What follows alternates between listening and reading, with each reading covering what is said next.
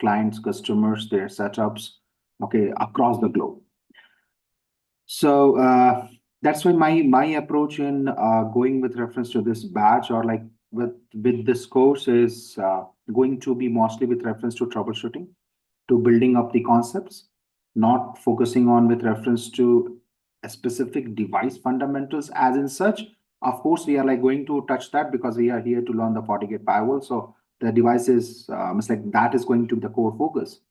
But even with reference to the devices also, the main focus would be onto the core concept of the basic fundamentals. Like, let's say, for example, if I'm saying that, hey, you have to form the IPsec VPN between two devices. That devices can be anything, right? That can be between the FortiGate and a Cisco, Palo and a Cisco, your machine towards FortiGate, right? And vice versa. The point is, the fundamentals of the VPN will never change, no matter which product you work on, right? So the focus is that if I am telling you with reference to the VPN, we will start from the basics, that is A, B, C, D, and we will go up to the Z. Okay, so that's how we are going to start and end any topic that I'm going to pick it up. So that being said, what you need to be in this course is just an open-minded. Okay, you should not be having any kind of an block into your thoughts that, okay, hey, what to do, what not to do, what is the doubts and not, whatever is coming into your mind, you just speak it out. That's the first thing. Be open. Second, what I want is you must simply have the basics understanding of the terms. Like if I'm using the term like IP, ARP, okay, MAC address. So these should make a sense to you. That's all. If this is something which you know, rest all leave it to me. Okay. Now, after this course is completed, you will be able to successfully configure, manage, troubleshoot the FortiGate firewall, but moreover, you can enroll or you can pitch in yourself as a network security engineer. And that's my guarantee. You can say that you will be able to pose yourself as a network security candidate rather than a simple network engineer. Okay, so that is one thing. Now let me quickly go through the course content, what will be covered. Okay, and then I will be discussing few more basics onto it. So let me share my screen and let me know if you guys are able to see my screen though.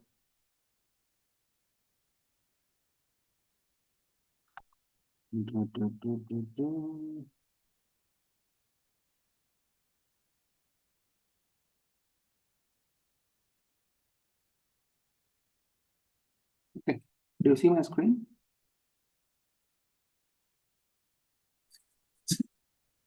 Yes, it is visible. Okay, so see, first thing, in this course, we are going to cover NSE 4 and 7 in terms of certifications. Okay, we are going to cover the contents with reference to NSE 4 and 7. Please note, the content of the NSE 4 and 7 is almost same. So there is not a major difference apart from addition of one or two topics. Okay, so that's why here it's like when we are going to start the firewall and all, we will be covering the end-to-end product. Okay, nothing to be missed onto that. So the contents which will be covered, like you can see on your screen right now, is like the basics of the firewall, right? What is your firewall? How it is built? Okay, what is the traffic flow onto the FortiGate firewall? So those things will be covered, the concepts of security fabric, the concepts of policies. Okay, it's not just okay how you have to create the policy, but we will also be seeing that why the policy is needed, when the policy is needed, and how does the firewall decide that the packet what I have received is matching with what policy. Okay, so we are going to see all those fundamentals of like policies, nattings, authentication in terms of user authentication. Okay, that is what we are going to see there. And that is with reference to your administrative manageability. Okay, that is what that is what we are going to see. loggings and like monitoring what are the tools you have in order to view the logs and how you can monitor the health of your product. Okay. How does the firewall make use of the certificates? What is the fundamentals of the certificates? So we will be discussing that. This is very important because using the certificate and understanding the core essence of it, that will help you to understand the UTM features. Okay, here you are only seeing 4 UTM features listed, but there are 3 more which we will be covering, like file filter, video filter, okay, as well as the DNS filter. So 3 more UTM features. So in total, around 7 main UTM features. That is something which we will be covering. Okay. Apart from that, when we talk about the VPN, we will be covering the SSL VPN and IPsec VPN here. Okay, that is what we are going to cover. And routing, in the routing, what we will be covering is a static, PBR, BGP, OSPF.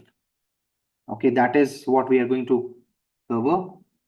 And we will be covering the fundamentals of the SD-WAN. We will do the lab for the SD-WAN. We will try to understand what is the solution that SD-WAN brings into the picture, which no other product can bring you. Like, for example, we have router, right? We have switches, we have load balancers, we have firewalls, correct? We have a lot of other products, but none was able to solve some specific business requirement.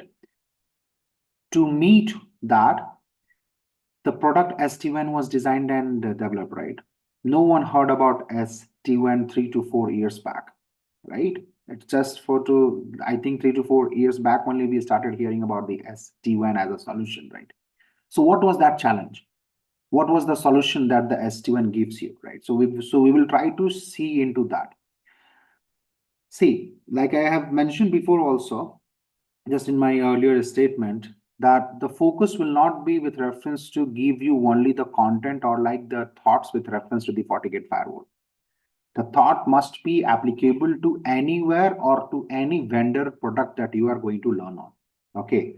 So like I said, whenever we will start any concept, we will first try to understand what is the problem statement. What is the problem? Okay. And then we will come to the solution. So in this way, you will be able to make a sense that, okay, hey, why I need a cluster? If, for example, there is a topic of an HA availability, right? High availability, clustering. Why do I need it? If I do not know the cluster, will I not be able to achieve anything or like something? What is that? So what's the problem statement, right? So we will try to focus on to that. So that's how we are going to start, okay? Now going to the further topics, like diagnostics means the troubleshooting, where we will be seeing the debugs, sniffers. Okay, we have our FortiViews.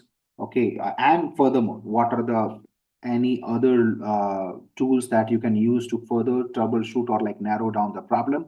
So that is what we are going to see into. Now see here, this is the NSE 7 topic. Okay, so it is almost same. Okay, the only difference you will find is ADVPN. That's an addition.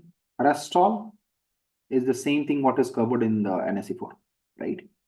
So like I mentioned that there is not a major difference between NSE 4 and 7 topics and like contents. That's why when we are going to cover this course will be covered within mindset of NSE 7 and which will automatically cover our NSE 4.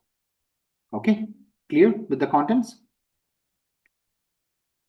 And whatever is mentioned and like written in here, everything will, Yes. nothing will be missed. Yes, please. If there is any doubt and concern, let me know. I have one doubt, sir. Please tell me. I'm Krishna. Basically, the security fabric. You mentioned here security fabric. Security fabric means you will taught us like how to integrate the FortiGate with the Forti analyzer, Forti manager, everything. Yes. It will be taught in this course itself, right? Yes. You see those things It's now. covered. Okay, I like got your like question. Can you just go on mute because there is some audio coming onto your side? Thank you. Now see here. Security fabric is a concept which helps the FortiGate firewall to integrate or extend its security fabric to other similar or different vendor products. Okay, that can be similar Fortinet products like Forti Analyzer, Manager, FortiSIEMs, and likewise. Okay, or it can be any third-party vendor services, like for example, SASE products of private and public SDN, your threat feeds for blacklist and whitelist servers. Okay, your maybe AD servers, which is going to help you to perform the SAML or authentication, single sign-on, or maybe simple polling agents and all. Okay, so security fabric is a concept which helps the firewall to integrate with any other different product, okay, or like devices. Now that being said, so this is like the focus here is there is no troubleshooting with reference to security fabric connectivity of your firewall towards any other product. Okay, you simply have to ensure that there is a routing which helps the firewall to reach to a certain destination IP, which might be of your server, which might be of your FAZ, which might be of your FMZ, whatever that is. Okay, that's the part of what you have to take care of, nothing more. Okay, there is no specific troubleshooting onto that because it's an active connection. Okay, he's the one who will be sending it. Now that being said, the only thing you have to know is that where to configure what, because most of those fill in the blanks details will be given to you by your IT team. Let's say for example, if I have to integrate my firewall to your AD server which is hosting an LDAP, for an example. Okay, so what is the IP of the LDAP server? What is the authentication username and password for that LDAP server? What is the port on which the LDAP server is hosted? So those things will be given to me by my IT team who is managing the LDAP server, right? That is mostly going to be your Microsoft team. Okay, so you should be aware that what inputs you need. Once you know it, get it, fill in the blanks, that's all. Okay, so security fabric will not be coming as a complexer topic, rather it is a simplified manner. Okay, but I will show you what to configure where. Okay, clear? So you will tell me what are the threat feeds means, or what are you will give us the Yes, overall thing. Okay, of course, fine, those fine. should make sense, right? If I'm saying that, hey, we are going to connect with a threat feed, right? But the question is, what is the threat feed? Why do I need it, right? What is the use case of it? So we have to discuss use case of each and everything. Okay, without that, nothing will make sense. Okay, clear? Yeah, clear, sir. And one more thing, Uh-huh. in the topics there is no SSO concept here. See, that is authentication. Single sign-on. Okay, authentication is not part of your securities. Okay, authentication, there are single sign-on, there is SAML, there is your LDAP, radius, TACACS, right? Correct. So what we will see is the configuration part, how we can configure it. Okay, but those manageability of the authentication server or like manage or like managing those Windows servers is not under our purview. We are network security, right? We like do not manage the auth servers. But what we can do is I can tell my device that, hey, this is what you have to check whenever you have to authenticate any user. That's all. Okay. So these are two separate domains. One is a Microsoft domain, one is these network security domains. Okay, so do not mix that. But yes, we will learn that how we can integrate that. Okay. Yeah, got it, sir. Okay. Anything else before I proceed? One thing actually I wanted to just know. We are going to learn about the YSARC, how to just and the packet capture you just mentioned. See, okay. So, like we need to just, as we know, like once we need to just narrow down the issue, we need to just dive deeper to just get to know where the packet is going and where it is just getting dropped. So for Correct. that, the packet capture needs to. Yes. So see that. So I think Dev, Mhm. you are done with your question, or do you have something? Yeah, I am done. Yeah, I am done. Okay. So see, Dev. Like I said, we are going to learn concepts in order to help us to troubleshoot the problem, irrespective of the product that I'm going to work on. Okay. Today you might be working on Cisco. Tomorrow you might be working on Checkpoint. Maybe furthermore you might be working on some different firewall or like device, right? So the point is the approach.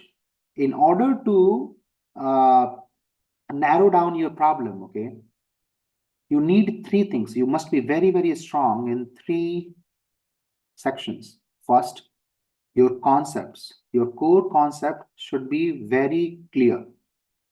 You should not be confused by seeing something or by hearing the issue problem that way. Maybe this is having some different behavior. It does not do like that. Okay. You must have a clear crystal concepts. Once you have that, then second thing you must be aware of is the tools that you can use in order to get the informations what you need to troubleshoot a problem, right? You should know that, hey, if let's say for example, I'm taking as an example. Okay, let me share my other screen.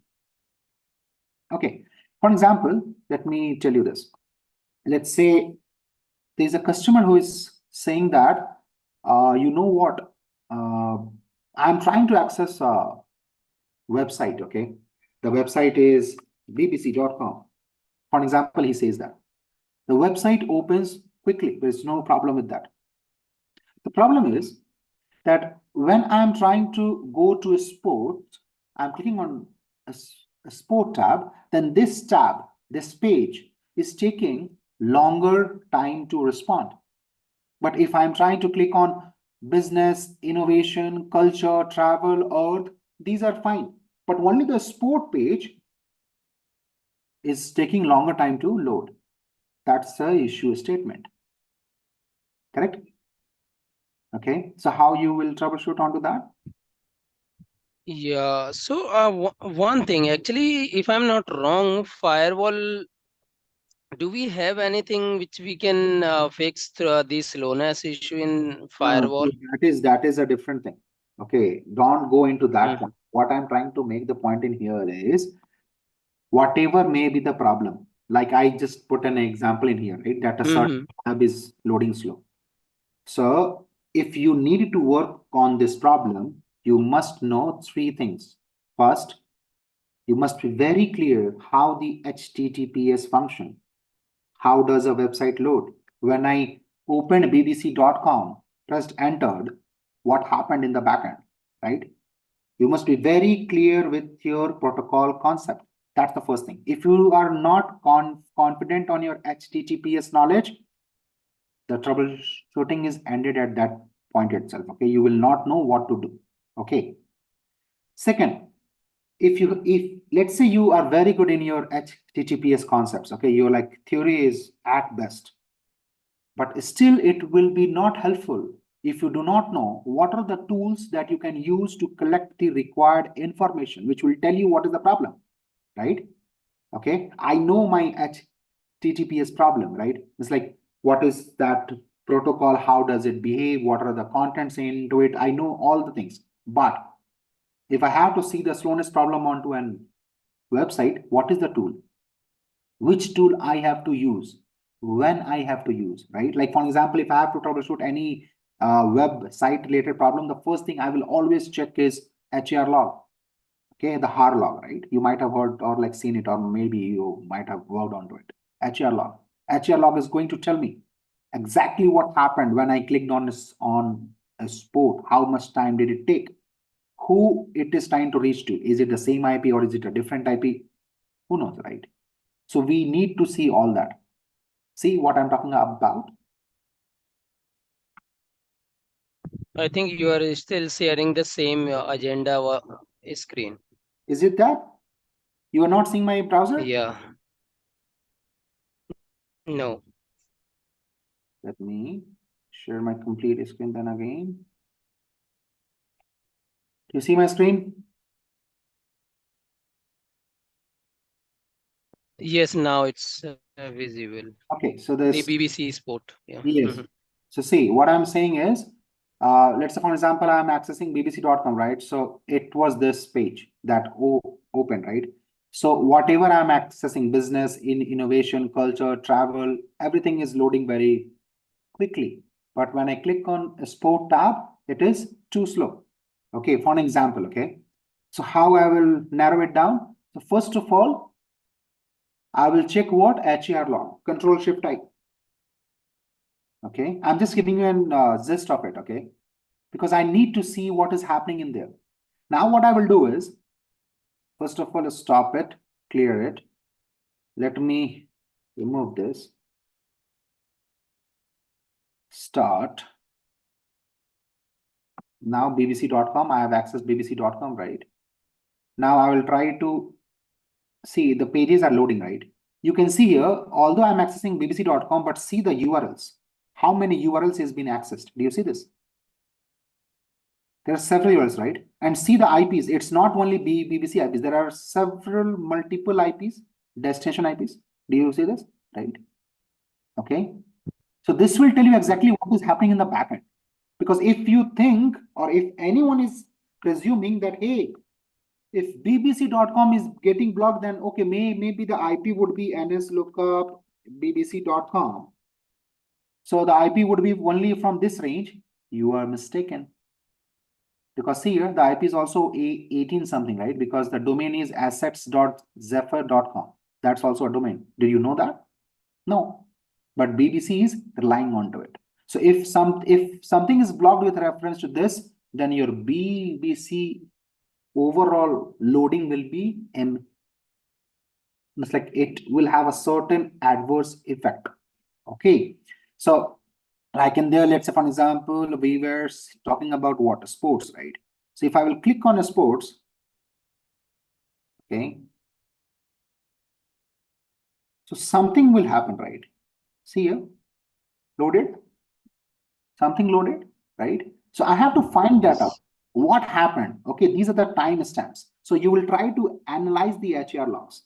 So that's the second point I was talking about. You should know your tools, okay?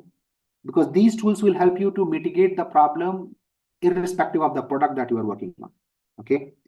And these tools are giving you the data, okay? Now, since you have your concepts good, so you can look into this data. Then these data will start making sense to you, okay? That, hey, this is what the problem I'm seeing, okay? Then let's follow the next step as in, could be an approach to narrow down the problem or to like fix it further, okay? Then you will keep on progressing in the right direction. Else, what you will do is hip hopping. Okay, let's check DNS. Let's check firewall policy. Let's check drop. Let's check something. But you have no clue why you are checking that. Okay, because if someone asked you why you want to check DNS, if like DNS is having the problem, the page would not have loaded in the first place, right? Why like you are like checking the DNS? So you will have no answer to it, right?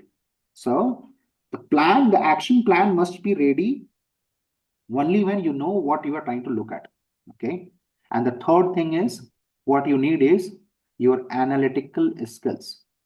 Presumption in the sense not of the solution, rather what is my action plan? Because I have certain tools. I have Wireshark, I have HAR, I have debugs, I have packet captures on some different places. Do I need the packet capture on the client side, on the server side, or on the intermediate products? Okay, what I need, those presumption for the action plan must be ready in your mind. Then only you can execute your troubleshooting.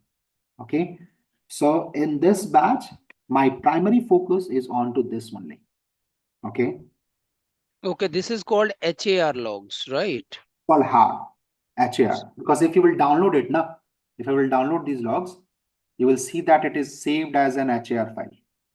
Okay. Okay, what is the shortcut key of this? It is open in the browser only, right? Control Shift I. Yes, Control Shift I. Control Shift I. Yes. Okay. Okay. Fine, but see, this is just one way to narrow it down. The like slowness issue can be caused because of number of reasons. Okay, but I'm just giving you a hint of it. Okay. Now, see here. Okay. So see, one more thing. Why I'm not seeing this, man? Where is my tab gone? Oh, here it is. Okay. So I think the topics, like the contents that will be covered in this batch is clear. Before I move further. Yes. Any doubts in this section? No? Not now. Is there something? As of now, no, sir. Okay. Okay. Fine. Now let me give you a gist. When I say that we have to cover something, right? The basics and all, what I'm talking about, the basics. What do I mean by that? That you must be very clear with the concepts. Okay. So let me start with something very, very simple. Like for example, okay. Tell me one thing. I think everyone would be comfortable with the DNS, right? Domain name resolution. Yeah. Right? Everyone would be knowing. So what port it works on? It works on which port? 53. 53, right? And what is the protocol that it uses? TCP. TCP or UDP. UDP or TCP. Okay. Right. So by default, it uses which protocol? UDP. UDP. By default, it always uses UDP, right? Okay. That is clear now, that by default, it always uses UDP. This is the default preference, right? Now, the question is, when does it use TCP? Everyone is free to use Google if you want to, not a problem, okay? You can give me a Google answer as well. But I want to know, when does the DNS uses TCP? If the request wants reliable, If the request is, if I want a reliable request, so when you will want, your device by default will generate a UDP, right? correct. So when your device will know that, okay, I have to use TCP. You need unable to connect UDP that time. Connect to TCP port. It could be because when using the larger data, something like that. Yes. When the traffic is blocked. When your traffic is blocked, okay, the traffic is blocked, or maybe you have a larger data than what? What is the size? Yeah, I think there is a limit for that, and if it is above that, and then it is 500 goes KB? with. 512 bytes, right?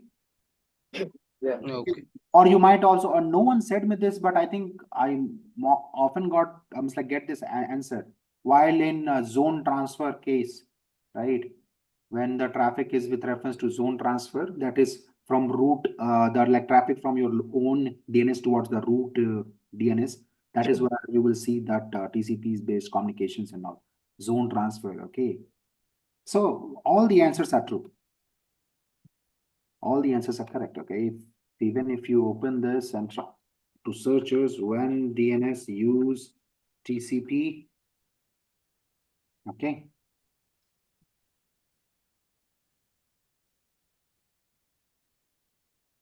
See, to transfer complete DNS zone to another server, right? Zone transfer that I was talking about.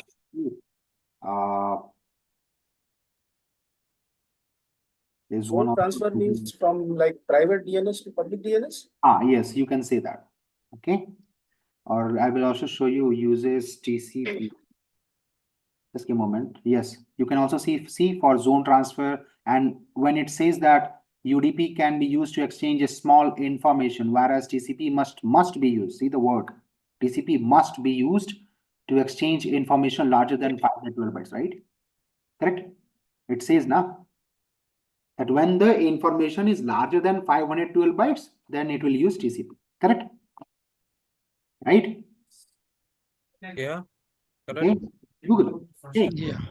But see, there is a doubt in this, because when I read this, one thing clicked me. That is your UDP query. See, one thing is there. It says that it must be used to exchange information larger than 512 bytes, right? Information larger than 12 bytes. Now, one thing is sure. Let's say, for an example, someone is sending DNS query, right? That DNS query will never exceed 512 bytes. Very rare chance. And I can claim it, it's like there is no chance that DNS query will ever go beyond 512 bytes. Okay. It is also safer to say that. Because the DNS query contains what? A simple query message, right? Okay, that, hey, I need a IP for this domain, right? Let's see that, what I'm talking about.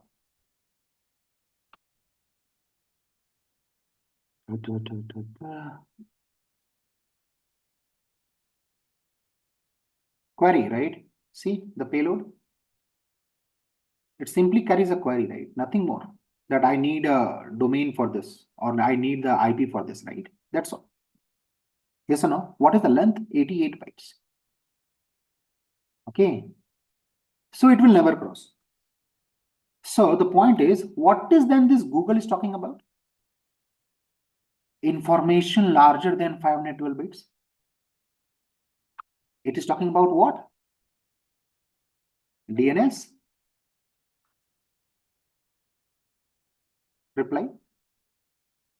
Right now, the response packet size may exceed 512 bytes, right?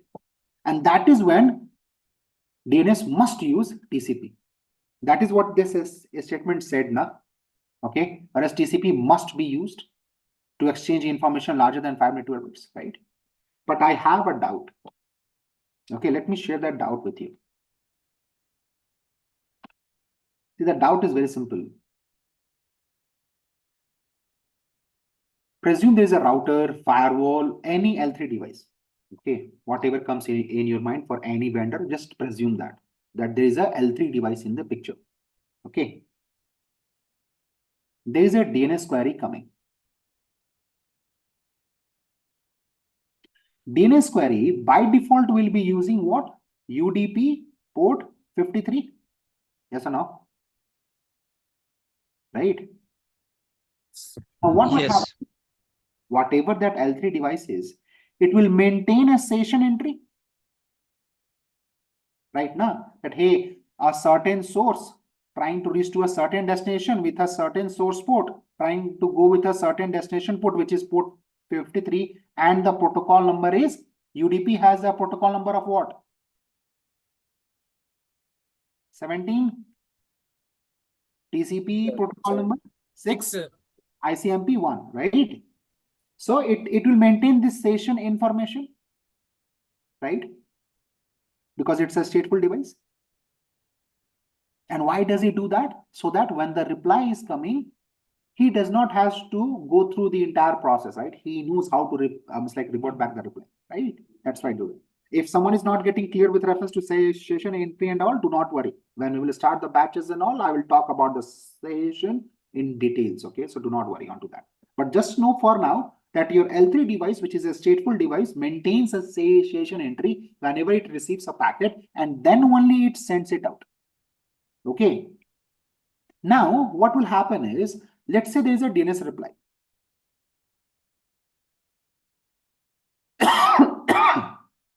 And let's say the size of this reply is something around 560 bytes. Okay. So as per definition of Google, if the size is exceeding greater than 512 bytes, TCP must be used. right now. So going with that statement, if my reply is 560 bytes, which is exceeding the 512 bytes, that means now the traffic will be sent using what? TCP protocol, right now. Will it match? Will this traffic match with my session? Source destination, source port, destination port will be matched. Yes. But what about this protocol number? This is for UDP, right? This is a UDP session.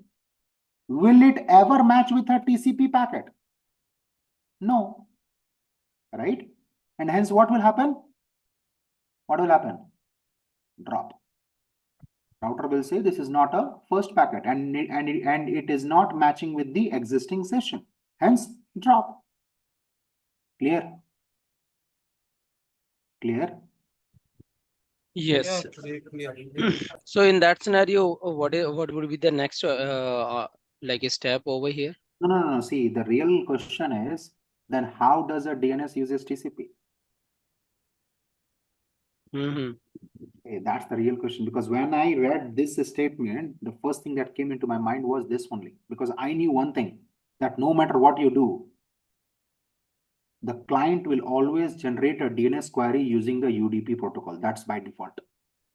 Okay, you take a blind capture and you will see that. Okay, it never uses TCP. The client will never generate a DNS query with a TCP protocol. Never. So I knew that. But when I read this had triggered that how it is going to work, man. It is not going to work. So there is something that we are missing, right? What is that? So let's roll back. See what happens in the DNS.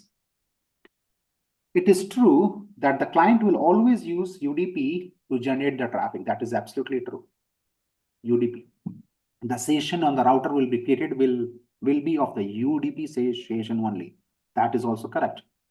But now here is the catch.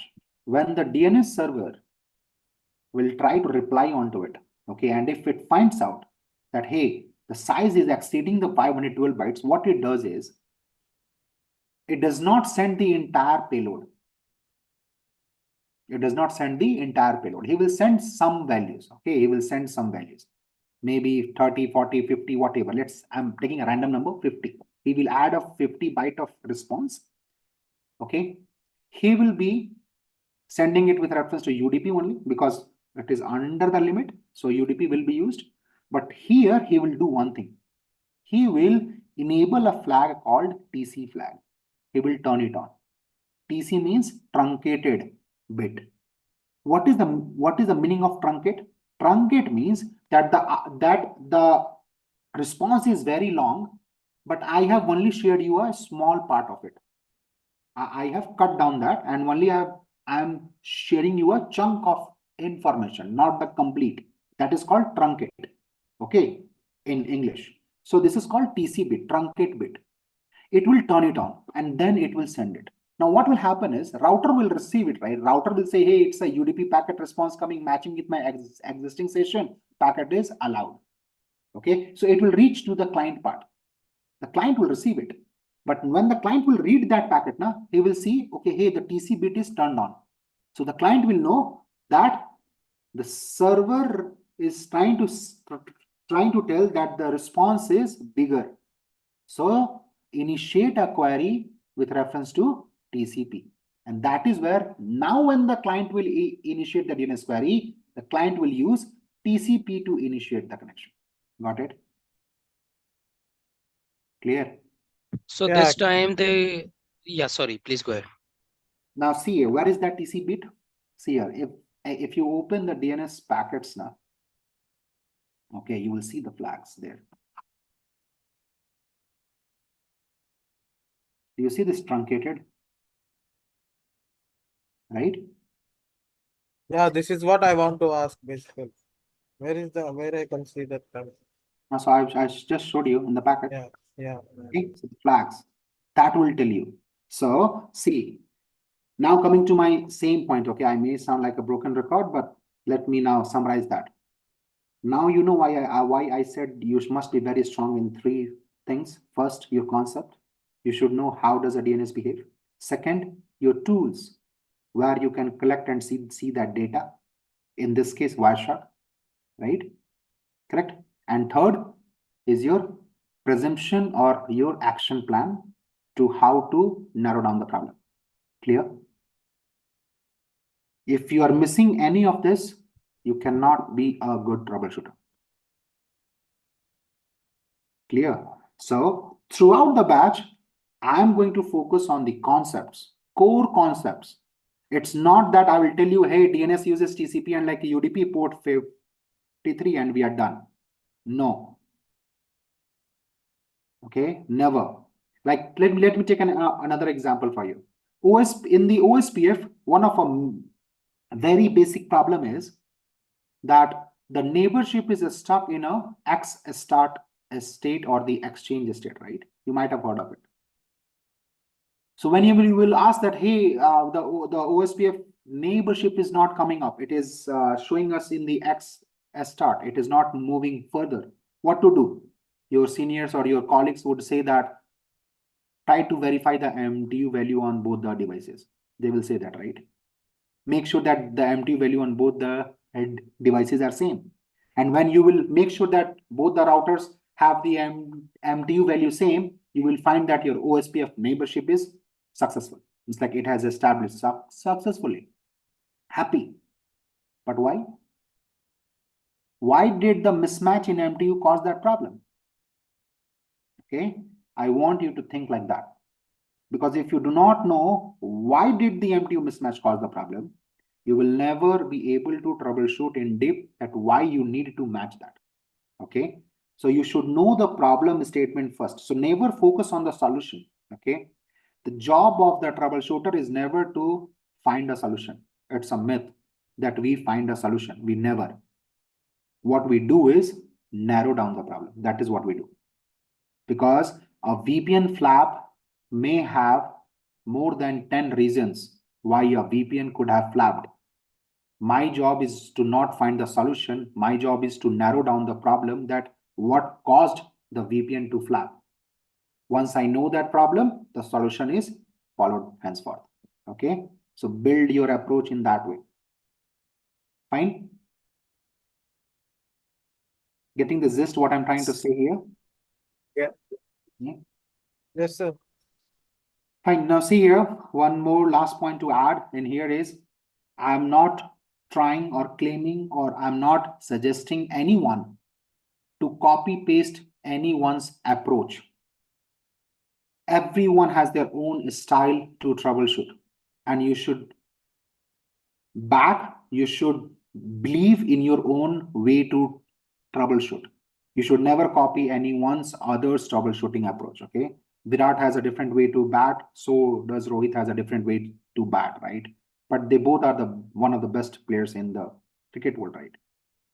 But the point is, the fundamentals, the concepts of those batting up right? They are same.